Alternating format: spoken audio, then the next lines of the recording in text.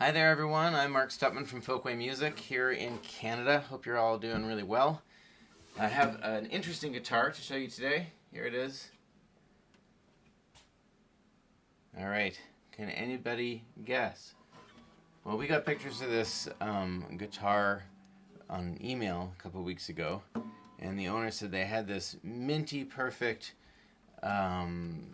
Gibson L-00, and we saw small pictures on an email that were not great, and we said, well, it's for sure refinished, but send it to us because whatever it's worth is what we're going to sell it for, and we need to see it. And the person said, okay, sure, and they sent us the guitar. And then as soon as it got here, we opened the case, and one of the sales guys took it out and was like, wow, that's a cool guitar, that's a good refin. And I took one look at it, and I said, it's not a refin. What is it? Anybody can guess? Raise your hands. No, this was a fun exercise in guitar forensics. This is a re-topped Gibson L-00 from probably 1960. The factory order number is 392, which jives with 1934, which is sort of what it looks like on the headstock. There are those tuners and the logo, and the neck shape is very 1934. There were no side dots in it when it arrived here. I've added those. And that all jives with 1934. But the bridge, you see the bridge, is very much a post-1955 kind of bridge with a short saddle, rosewood, 2 1/8 spacing. The pickguard plastic is very much looks like a late 50s kind of pickguard material. And the rosette is a post-war. It's an LG2 rosette.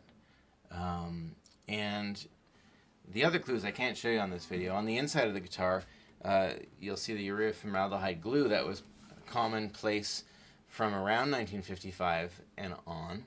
And it has the maple bridge plate about that big.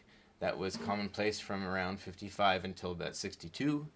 And the braces are carved like the late 50s style, where the finger braces are pretty thick where they meet the X brace, but it also has the white tape over each brace end, which started, as far as I can tell, in 1959, maybe 1960.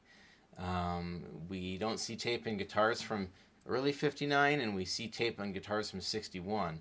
So it had to happen sometime late 59, early 1960. And that jives with some other stuff that was going on with Gibson in the late 50s. Anyways, so, and the biggest thing, of course, is the guitar's Sitka spruce top. Anyways, it's a very cool guitar. Oh, one more CSI thing. I don't know if you can see this on the video. The binding on the top side is different than the binding on the back. It's rounded differently, and it's also just a hair wider. Not sure if an iPhone camera can see that. So all these things pointed us into really figuring out that this was a factory retop, which is really not uncommon. If we had access to the ledgers from 1959 or 1960, which we don't, I'm sure if we looked hard enough through them, we would find that factory order number as a repair listing. The guitar since then looks like it hasn't been used. It arrived with original frets from 1934, which were admittedly just pretty lousy. So we've refretted the guitar. It has the 60s woven micarta nut, or late 50s, the same thing with the saddle. This should have a nylon nut, but Gibson wasn't making any guitars with a 1 3/4 nut width at that time, and so they didn't have a nylon nut that fit, because those nylon nuts were molded, and they obviously couldn't grow their mold a 1/16 of an inch to fit a 1 3/4 nut. So they had to hand make this nut. So it's made out of that woven micarta stuff that the saddles were made of in the late 50s, early 60s, and also what the nuts became made of after the nylon nuts.